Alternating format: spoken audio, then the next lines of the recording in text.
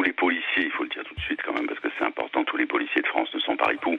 Bien sûr. Mais malheureusement, tous les ripoux sont policiers. Donc, sauf que là, on a un peu l'impression, je sais pas, moi, quand je lis les faits, quand on regarde les motifs des mises en examen, vous aviez raison tout à l'heure de parler encore au conditionnel, parce que les choses, bon, il faut voir comment la justice va ensuite essayer à asseoir ces accusations.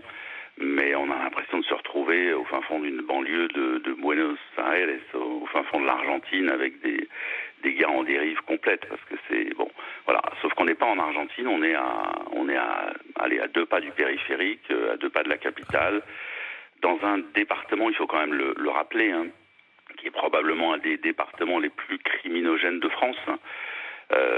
Où donc la police, a priori, devrait probablement être la plus exemplaire. Et c'est là que apparemment cette petite équipe, parce que c'est pas toute la compagnie, environ 80 personnes qui a dérapé, c'est toujours comme ça, c'est une petite équipe. Il faut vous imaginer, ces gars, ils sont toute la journée dans leur voiture, lâchés, si je puis dire, d'une certaine manière, c'est-à-dire sans chef, sans supérieur. Ils circulent dans ce très très grand département et ils voient en gros, je dirais pas des dealers à tous les coins de cité, mais pratiquement. Et ils ne reviennent qu'après leur vacation, à la fin de la journée, à la maison. Donc d'une certaine façon, il y a déjà un premier problème qu'on voit, c'est l'absence de hiérarchie sur le terrain. On a l'impression qu'ils sont un peu à l'abandon. Frédéric, les tentations sont là.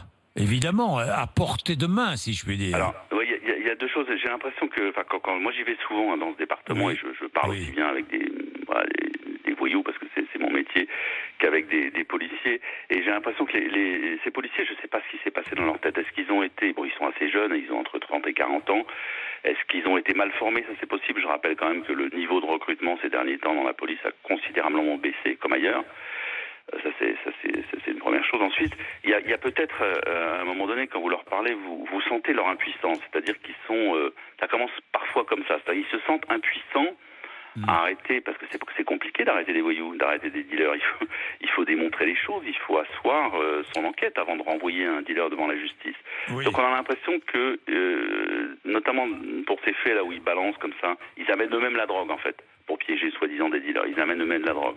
Donc on a l'impression qu'ils n'y arrivent pas, qu'ils sont impuissants et qu'à un moment donné, ils disent si c'est comme ça, c'est nous qui allons se faire justice. Alors ils donnent des coups, ils amènent la drogue pour piéger des gens, et ça commence comme ça. Et après, il faut quand même parler de la clé, le principal moteur du ripou.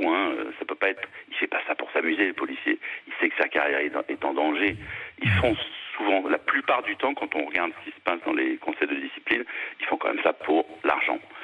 Et l'argent, moi j'ai envie de le rappeler quand même, l'argent aujourd'hui, la police républicaine n'est plus considérée. Ces gens, ils se sentent plus considérés, ils se sentent mis en cause en permanence par tout le monde, etc. Qu'est-ce qui reste comme valeur, comme chose à laquelle s'accrocher? C'est le pognon.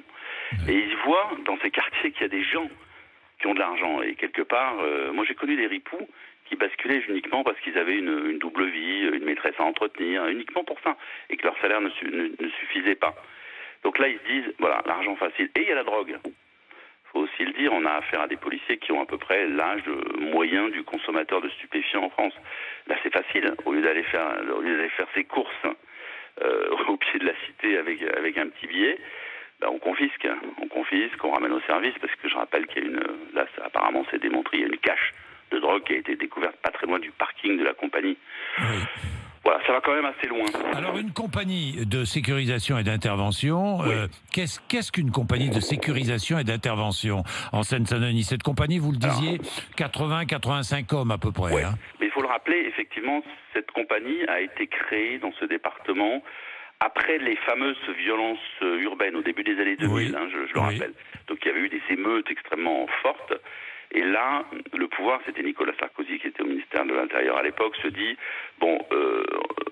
ces émeutiers attaquent nos commissariats, on va regrouper dans une espèce de centre de bâtiment unique au niveau du département une centaine de bons hommes, on va les suréquiper, les surarmer, Et donc au départ, faut le rappeler, parce que je crois que ça a aussi son importance, ce sont des gens qui rejoignent cette compagnie qui sont triés sur le volet.